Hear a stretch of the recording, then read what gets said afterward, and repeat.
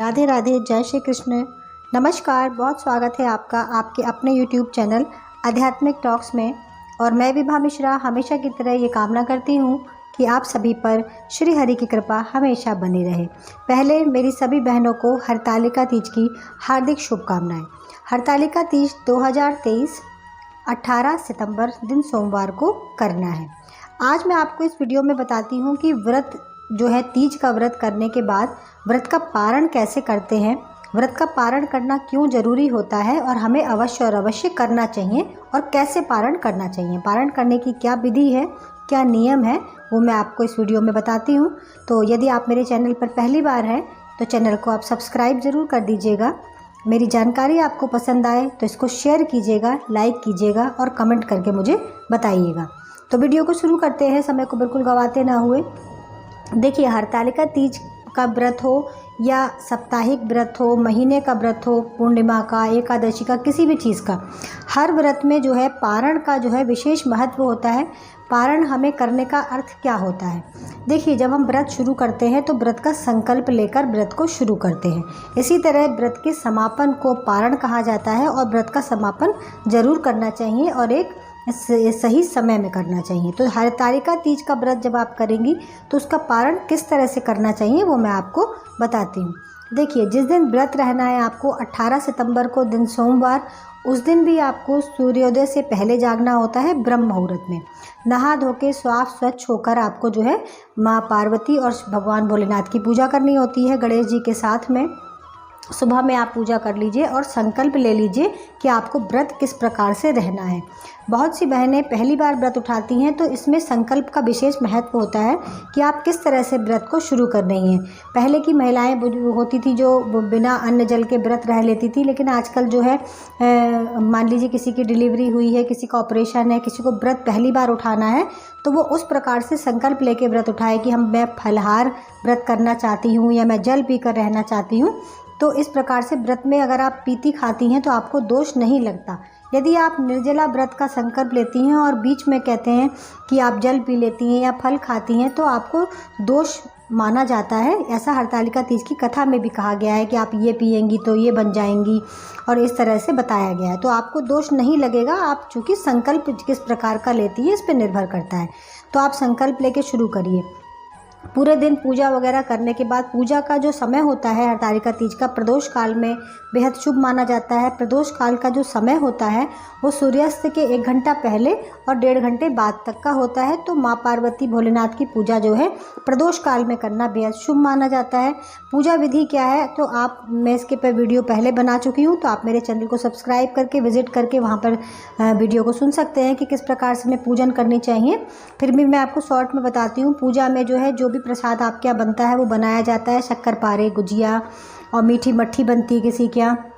और जो है श्रृंगार का सामान जो है माता पार्वती को 16 श्रृंगार सामान चढ़ाना चाहिए। यदि 16 सामान नहीं आप एकत्रित कर पाते हैं तो कम से कम 7 सामान, सिंदूर, बिंदी, काजल, मेहंदी, चूड़ी, महावरी और उसमें बिछिया ज़रूर रखना चाहिए। यदि आपकी सामर्थ्य नहीं है तो आप कांसे का बिछिया भी रख सकती हैं। ये श्रृंगार का सामान आपको माता जी को चढ़ाना होता है। ये सामान आप 2-2 चढ़ा सकती हैं, जिसमें से एक आप अपने लिए रख लेंगी और एक दान के लिए रख देंगी। तो इस प्रकार से पूजन कर लिया जाता है। अगले दिन भी आपको ब्रह्म मुहूर्त में उठना चाहिए। ऐसा नहीं है, बहुत सी महिलाएं हैं तो वो ये सोचती हैं कि हमने आज व्रत कर लिया, व्रत हो गया, कल का व्रत था, ख़त्म काम, और जो है अगले दिन अपने उसी रूटीन से 9 बजे उठ रही हैं सोकर, और सो के उठकर जो है चाय भी पी ली, बिस्किट भी खा लिया। तो ऐसा नहीं करिए। अगर आप ऐसा करती हैं तो आपका हरतालिका तीज का जो व्रत है वो जो है खोटा माना जाता है, पूर्ण रूप से नहीं माना जाता, खंडित माना जाता है। तो आप ऐसा बिल्कुल भी ना करें। अगले दिन भी 19 तारीख को आप ब्रह्म मुहूर्त में जागिए, नहा धो के जहाँ पर आपने पूजा करा है वहाँ पर पूजा करने के बाद जो भी मूर्ति, अगर आपने मिट्टी की मूर्ति बनाई है तो उस मूर्ति को, उस कपड़े को, अक्षत को, फूल को, सभी चीज़ों को समेट लीजिए। यदि आपने किसी चित्र से पूजा करा है, फ़ोटो से पूजा करा है तो उसको तथास्थान वहीं पर रख दीजिए।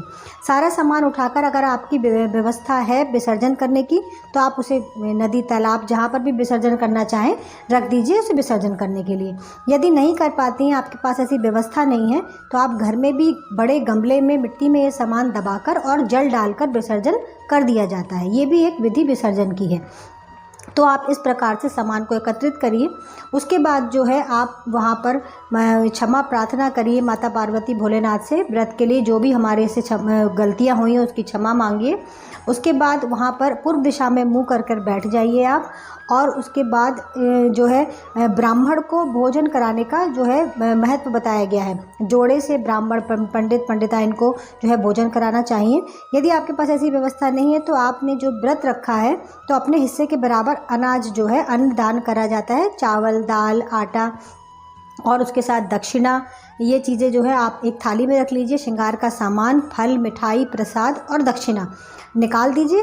उसके बाद उसी प्रसाद में से आप प्रसाद ग्रहण करिए और जल पीकर अपना व्रत खोल लीजिए, क्योंकि ये पारण की विधि यही होती है। तो इस प्रकार से आप अपना व्रत पूर्ण कीजिए। यदि आप ब्राह्मण को खिलाना चाहते हैं तो भी ऐसा नहीं है कि आप ब्राह्मण खिलाने वाली हैं तो 11-12 बजे तक आप बना रहे हैं और तब तक आपने व्रत नहीं खोला है। ऐसा बिल्कुल मत करिए। व्रत का जो समय है खोलने का वो सुबह में होता है, कम से कम 8:30 बजे तक।